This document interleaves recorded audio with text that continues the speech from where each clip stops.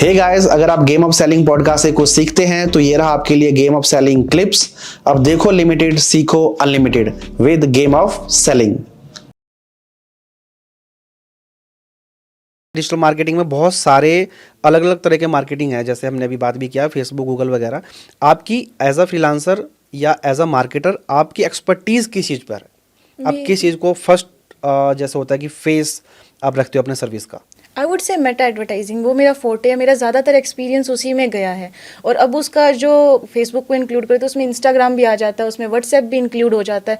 तो वो जो मेरी एक्सपर्टीज अपने आप एक्सपेंड हो चुकी हैं, जो कि पहले से होती थी। और बेसिकली सोशल एड्स जो होती हैं ये ऑलमोस्ट सिमिलर होती हैं। मैं अपने आप को फिर भी मेटा एडवर्टाइजमेंट में अपने आप को एक्सपर्ट। बहुत बढ़िया। तो अब हर मार्केटिंग चैनल्स के या हर प्लेटफॉर्म के अपने कुछ चीज़ें होती हैं जो उनके क्रूशियल नंबर्स होते हैं।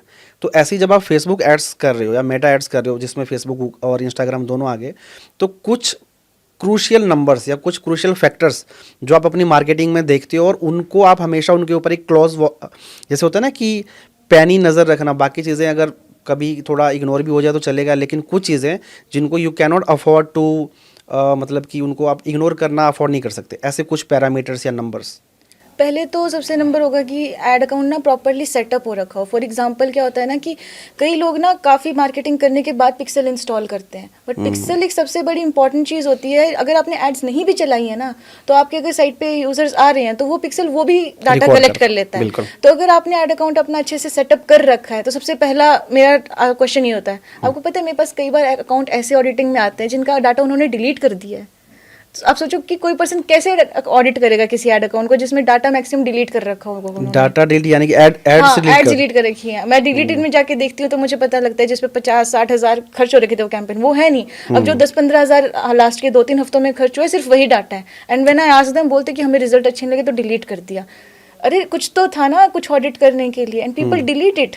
और अगर उसके अलावा मान लीजिए अकाउंट सेटअप सब कुछ प्रॉपरली हो चुका है and now we are looking into just the matrix, तो सबसे पहले नज़र होती है परचेज आने से पहले जो सारा सॉफ्ट डाटा होता है। सॉफ्ट डाटा जो होता है ना वो आपको ये बता रहा होता है कि आपकी एड्स प्लस आपकी वेबसाइट कैसा परफॉर्म कर रही है। लाइक आपके ऐड टू कार्ट कितने आ रहे हैं, जितने ऐड टू कार्ट आ रहे हैं उसमें से चेकआउट का रेशो क्या है, चेकआउट से कन्वर्जन का रेशो क्या है। अगर आपकी वेबसाइट पे बहुत सारे ऐड टू कार्ट आ रहे हैं तो आपकी ऐड में दिक्कत नहीं है। बिल्कुल, आपकी ऐड में दिक्कत नहीं है। और अगर ऐड टू कार्ट का चेकआउट्स नहीं आ रहे हैं तो दैट मीन्स क्या इशू हो रहा है कि प्राइस पॉइंट उनको लग रहा है या फिर कोई चीज़ क्या नहीं हो रही है। ऐड में दिक्कत तब है जब आपके CTR बहुत ज़्यादा लो हो रही है।